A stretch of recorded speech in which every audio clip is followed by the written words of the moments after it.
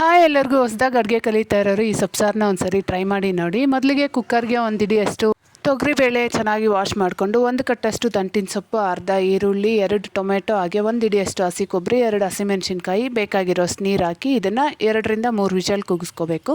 ಸೊಪ್ಸಾರಿಗೆ ಹಸಿಮೆಣಸಿನ್ಕಾಯಿ ಹಾಕೋದ್ರಿಂದ ಟೇಸ್ಟ್ ತುಂಬ ಚೆನ್ನಾಗಿರುತ್ತೆ. ಬೆಂದಿರೋ ಬೇಳೆ ಮತ್ತು ಸೊಪ್ಪನ್ನ ಚೆನ್ನಾಗಿ ಮಸ್ದಿಟ್ಕೊಂಡು ಈಗ ಸ್ಟವ್ ಮೇಲೆ ಒಂದು ಪಾತ್ರೆನೇ ಇಟ್ಕೊಂಡು 1 ರಿಂದ 2 ಸ್ಪೂನಷ್ಟು ಎಣ್ಣೆ, ಸಾಸಿವೆ, ಅರ್ಧ ಸ್ಪೂನಷ್ಟು ಜೀರಿಗೆ, ಹಾಗೆಯೇ 8 ರಿಂದ 10 ಎಸಳು ಬೆಳ್ಳುಳ್ಳಿನ ಚೆನ್ನಾಗಿ ಜಜ್ಜಿ ಹಾಕ್ಕೊಂಡು ಫ್ರೈ ಮಾಡ್ಕೋಬೇಕು. ಈಗ ಅರ್ಧ ಈರುಳ್ಳಿನ ಹಾಕಿ ಈರುಳ್ಳಿ ಟ್ರಾನ್ಸ್ಪರೆಂಟ್ ಆಗೋವರೆಗೂ ಫ್ರೈ ಮಾಡ್ಕೋಬೇಕು.